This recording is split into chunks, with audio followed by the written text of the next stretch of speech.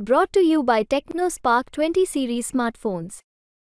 हे प्रचंड वेदना देणारी गोष्ट आहे, कारण छत्रपतींचा आणि त्या गादीचा मान सन्मान फक्त या राज्यात होत नाही, आमच्या फक्त मनात नाही पण देशामध्ये आहे. कारण का छत्रपतींची ती गादी आहे आणि उदयनराजेंनी आणि आम्ही अनेक वर्ष एकत्र काम केले आहे आणि त्याच्यामुळे आमच्या एका सहकार्याचा आणि त्या गादीचा हा अपमान होतोय असं मला वाटतं.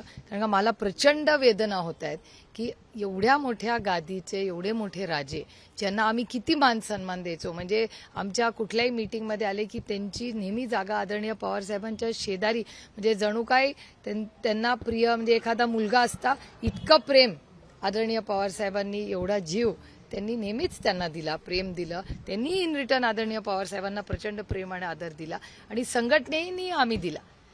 आणि त्याच्यामुळे त्या जेव्हा यांना राजकारणात छत्रपतींचं नाव लागतं तेव्हा मग ते छत्रपतींचं नाव घेणार, पण जेव्हा उदयन महाराजांची वेळ येते तिकिटाची, त्यांचं तर नाव पहिल्या लिस्टमध्ये यायला पाहिजे होतं. त्यामुळे मला वेदना एवढ्याच होतात की त्या गादीचा अपमान करण्याचा प्रयत्न हे भारतीय जनता पक्ष आणि मराठी माणसाच्या विरोधात आणि महाराष्ट्राच्या विरोधात जे राजकारण आणि सुडाचं राजकारण हे केंद्र सरकार करतं, त्याचा आणखीन एक उदाहरण आहे. तुतारीच्या चिन्हावर जर लढायचं असेल तर उदयनराजेंना तुम्ही आमंत्रित करणार का? त्यांना या देशामध्ये दडपशाहीच्या विरोधात ज्याला लढायची इच्छा असेल त्याला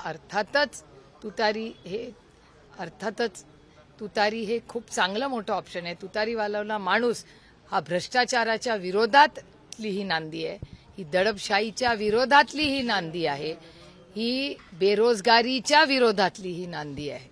मुद्दा आहे की तुम्ही असं म्हणताय की उदयनराजे तुमचे अगदी कौटुंबिक संबंधांसारखे होते किंवा आहेत कौटुंबिक संबंध तुमचे आहेत, पण ज्यावेळी पॉलिटिकल स्टँड घ्यायचा मुद्दा येतो त्यावेळी ते मग राष्ट्रवादीपासून फारकत कसे काय घेतात?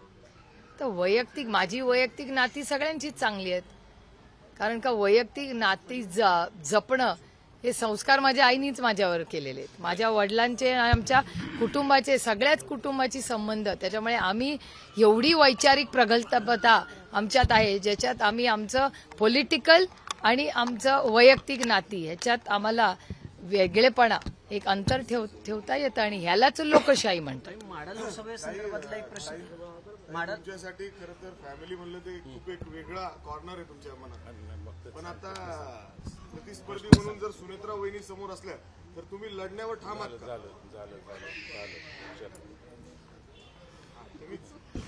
मी बारामती लोकसभा मतदारसंघातून गेले 15 वर्ष या भागाची लोकप्रतिनिधी म्हणून काम करते आणि मी राष्ट्रवादी काँग्रेस पक्ष, महाविकास आघाडी आणि इंडियाकडे बारामती लोकसभा मतदारसंघाचं तिकीट 6 महिन्यापूर्वीच मागितलं होतं आणि माझी अपेक्षा आहे की माझा परफॉर्मन्स बघून मला ती संधी द्यावी अशी मी इंडिया आघाडीकडे विनम्र विनंती करते. पण समोरचे जे विरोधक आहेत ते आता जे तुमच्याच घरातून एक तिकीट देत जवळजवळ निश्चित झालं. प्रॉब्लेम असा झाला आहे की भारतीय जनता पक्ष काश्मीर टू कन्याकुमारी, भारतीय जनता पक्षांना शरद पवारांना संपवायचंय असं तेच म्हणतात. त्याच्यामुळे शरद पवारांना संपवण्यासाठी भारतीय जनता पक्ष उतरली आहे. त्यांना महाराष्ट्राचा विकास करायचा नाही, त्यांना भ्रष्टाचाराच्या विरोधात काही करायचं नाही, त्यांना बेरोजगारीमध्ये लढायचं नाही, त्यांना महागाई कमी करायची नाही. भारतीय जनता पक्ष सुडाचं राजकारण करतं आणि जो कोणी नेता महाराष्ट्राची आन बान आणि शान ही दिल्लीत गाजवतो त्याला संपवायचं असं कबुली ही भारतीय जनता पक्षांनीच दिलेली आहे. हे मी तुमच्याच चॅनलवर पाहिलेलं आहे. सीजेने देशातल्या नामांकित वकिलांनी एक पत्र लिहिले आणि त्यामध्ये एक विशिष्ट समुदायाचा राजकीय हस्तक्षेप न्यायपालिकेत वाढतोय, त्याबद्दल त्यांनी नाराजी व्यक्त केली. हे खूप चिंताजनक आहे, कारण तुम्ही बघताय की ही लोकशाही आहे, पण तुमच्या सगळ्यांच्या चॅनल्समधून आणि वर्तमानपत्रातून अशी माहिती येते आणि समाजामध्ये दबक्या आवाजांमध्ये चर्चा चालली आहे की आता ही दडपशाही वाढत चालली आहे या देशात.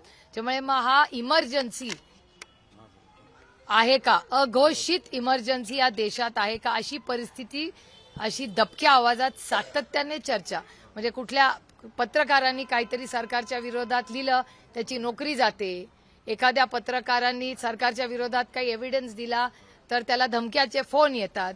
त्याच्यानंतर कुठल्याही बिझनेसमॅनला त्यांनी काही विरोधी पक्षाबद्दल काही बरं बोललं, उद्घाटनाला बोलवलं, त्याला धमक्या दिल्या जातात. त्यानंतर पक्ष फोडले जातात, त्यांना घरं फोडली जातात. आईस, इन्कम टॅक्स, सीबीआय आणि ईडी त्याचा जो गैरवापर, अरविंद केजरीवालांचं अटक, कन्नी मोळीजींची पुन्हा केस उघडलेली आहे, अशी किती उदाहरणं जो विरोधात आहे. आणि हा डेटा मी नाही सांगत आहे.